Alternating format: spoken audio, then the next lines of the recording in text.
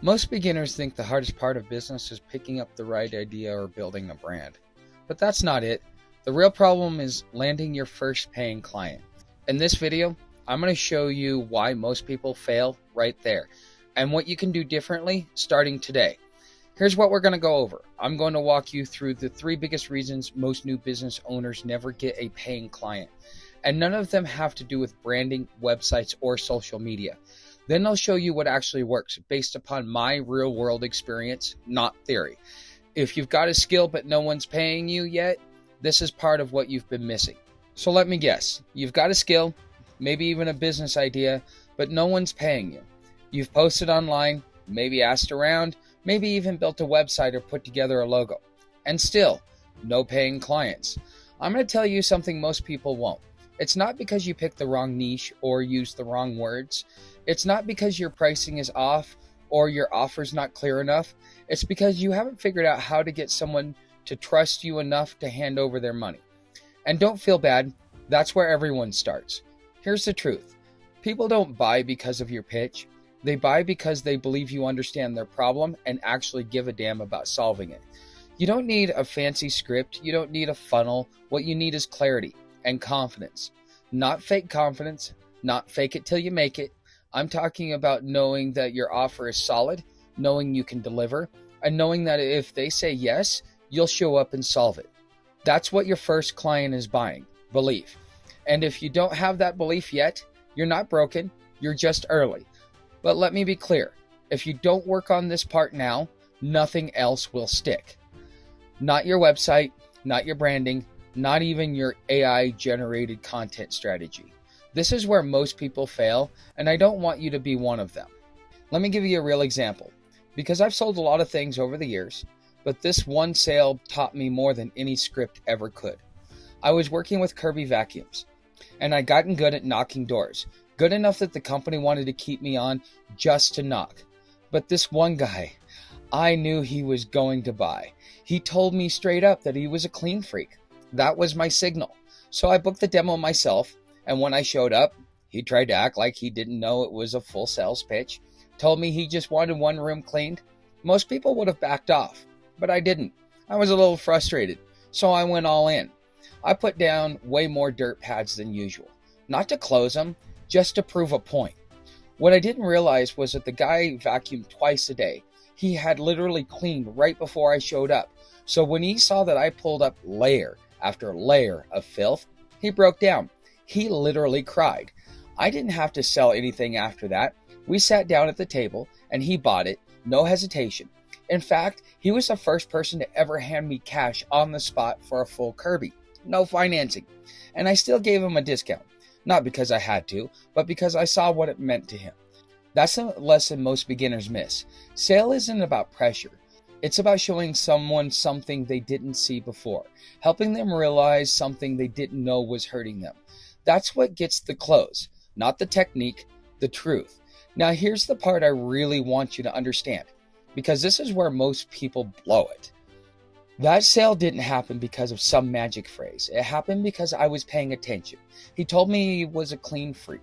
Most salespeople would have brushed that off or tried to control the conversation or even maybe gone straight into their script, but I didn't.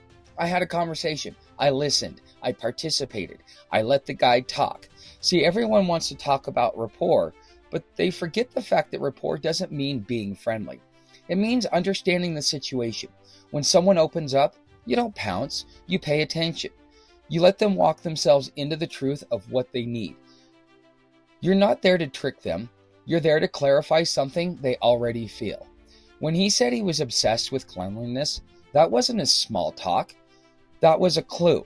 He was telling me what mattered to him. My job wasn't to sell him a vacuum. It was to show him that his current vacuum wasn't doing the job.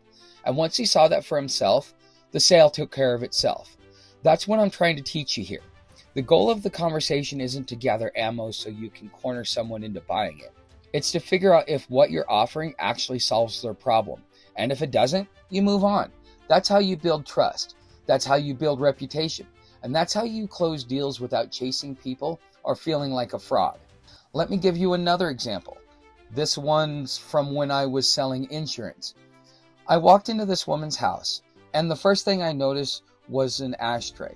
Now, most agents would have used that as an excuse to judge her, to pitch something healthier, or worse, to make her feel bad for smoking. But I didn't. I was actually craving a cigarette myself. So instead of posturing, I accepted it. And that one small moment, that non-judgment, changed everything. We talked. She had a sister with Down syndrome, and she was the only surviving family member.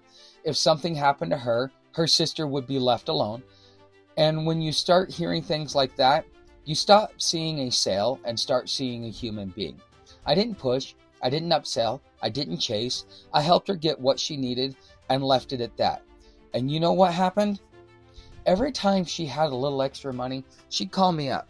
I became her go-to, not because I closed her hard, but because she knew I respected her. I honored her decisions. I wasn't there just for the payday. I was there to solve a problem. And when people feel that, they don't forget it. This is the part most beginners never learn. They're taught that sales is about overcoming objections or building urgency.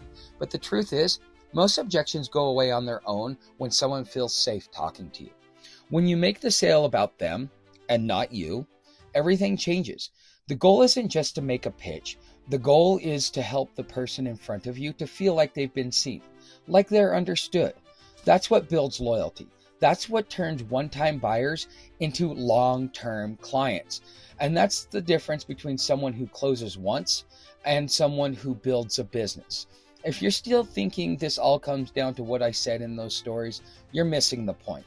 These words didn't close the deal the way I showed up did. And I know that because I've been on the other side. When I was buying my land through open-air properties, I was in a tight spot, financially, emotionally, and logistically. What I needed wasn't some slick sales pitch.